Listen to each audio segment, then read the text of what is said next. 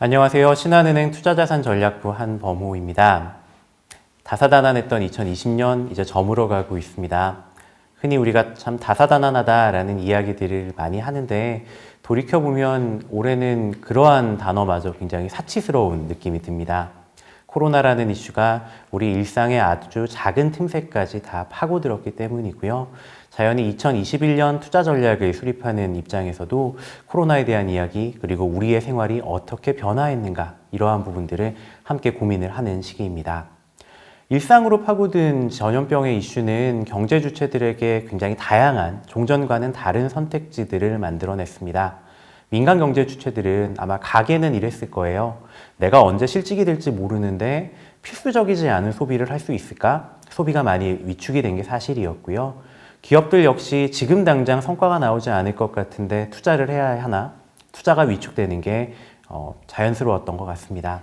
반면 정부 같은 경우는 이 틈바구니를 파고들었죠. 경제가 어려운 사람들, 기업들에게 직접적으로 자금을 지원을 해주고 국가 주도의 방역, 국가 주도의 경제 회복, 국가 주도의 수요 창출 이런 이야기들이 어느새 우리 주변에 빠르게 자리를 잡았습니다. 아마 2021년 금융시장을 전망하는 데 있어서도 이러한 변화를 기본으로 깔고 어떻게 대응할지를 촘촘히 생각을 해둬야 하는 시기라고 판단을 합니다.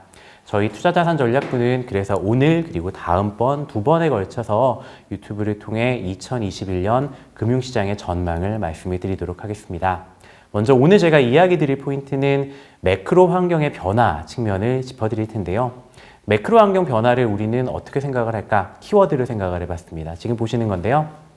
Save us from the olds라는 단어를 꺼내놨습니다. 한국말로 번역을 하면 이런 거죠.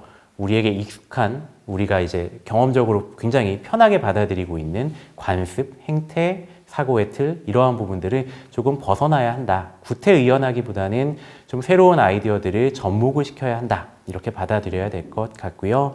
구체적인 투자 전략에 대한 아이디어 역시 올즈에서 파생이 되어 나갑니다. O와 L, D, 올드를 구성하는 철자들을 가지고 몇 가지 의미들을 좀 생각을 해볼 텐데 단어들이 굉장히 많을 겁니다. 그래서 OLD 뒤에 S를 붙여서 소심하게 올즈로 평가를 해놨습니다. 하나하나 짚어보겠습니다. 먼저 O입니다.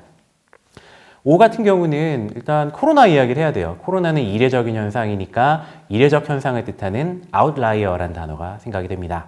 그리고 정책당국 입장에서는 혹시라도 대응을 하는 과정에서 과잉 대응, 과소 대응이 나타나면 안 되니까 정책 실기를 차단해야 돼서 overkill이라는 단어를 꺼내납니다.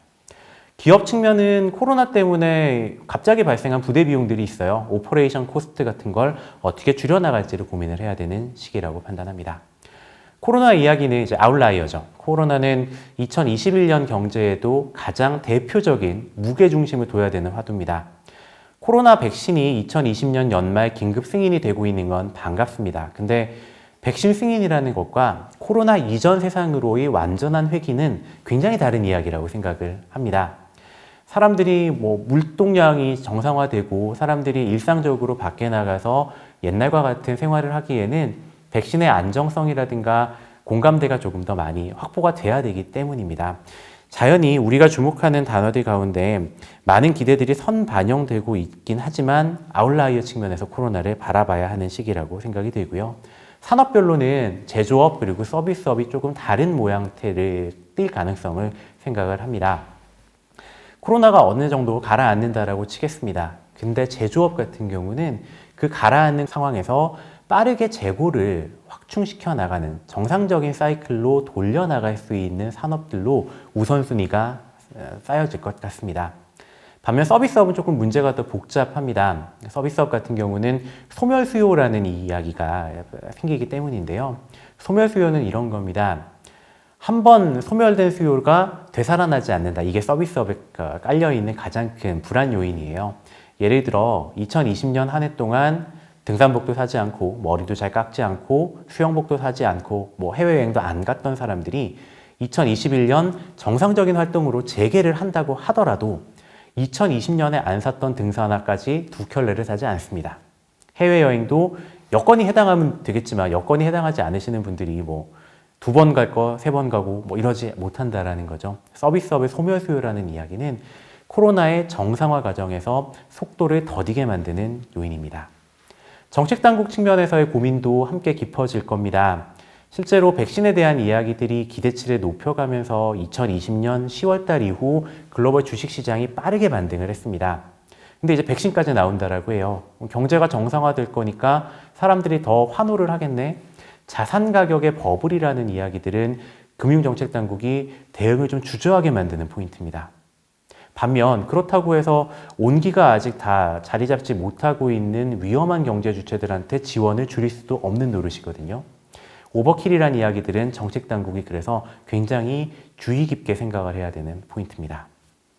L로 넘어가 볼게요. L로 시작하는 철자는 글쎄요, 리더십의 변화 이야기를 많이 할 수 있습니다. 그래서 L의 첫 번째 단어는 리더십일 것 같고요. 유동성이 많이 쏠려 있기 때문에 liquidity driven이라는 단어도 좀 생각을 해야 될 것 같습니다. 시차가 발생하기 때문에 lagging이라는 단어도 생각을 해야 될 것 같고요. 고용시장 회복이 중요하다라고 생각을 하면 레이버 마켓이라는 단어도 L에 해당이 됩니다. 기대 요인 측면에서 L을 만약에 접근을 한다면 전 세계에서 가장 중요한 국가인 미국의 리더십 변화를 좀 생각을 해봐야 됩니다.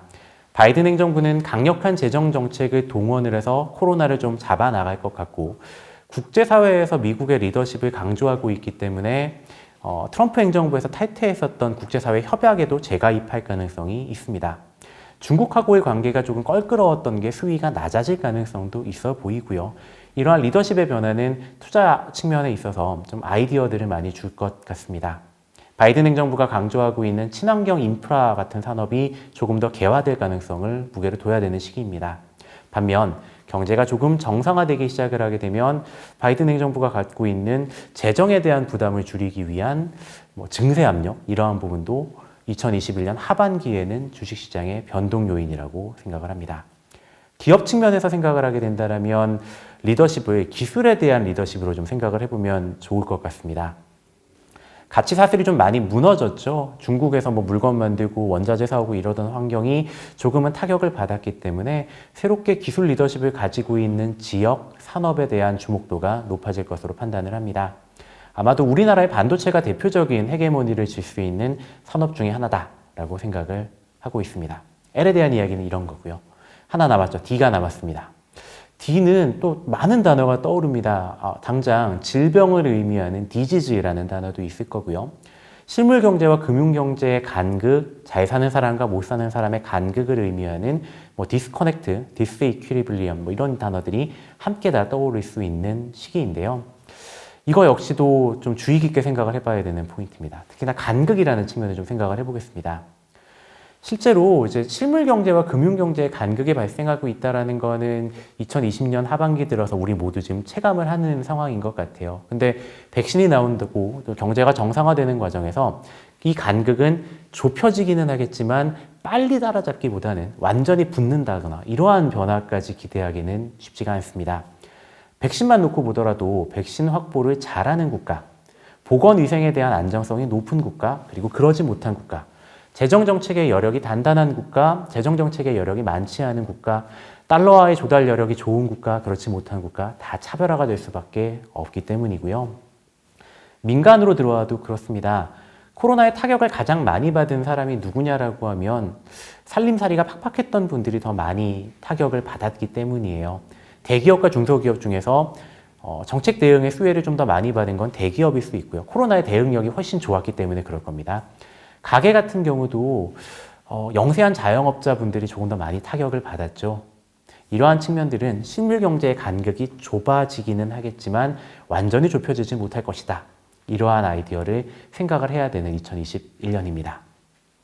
정리를 해보면 대략 이렇습니다. 2021년 금융시장 경제에 대한 환경은 코로나라는 이례적인 환경을 새로운 리더십을 가지고 조금 극복을 해나가는 가운데 여전히 발생되어 있는 간극들은 우리에게 투자 측면에 있어서 기회와 위험 요인을 함께 주고 있다. 이게 우리가 생각해야 되는 포인트입니다. 보통 이렇습니다. 금융시장을 해마다 이맘때면 연간 전망을 합니다. 근데 돌이켜보게 되면 맞추기보다 틀렸던 경우가 되게 많은 것 같아요. 왜 그러냐면 시장은 굉장히 변화무쌍하고요.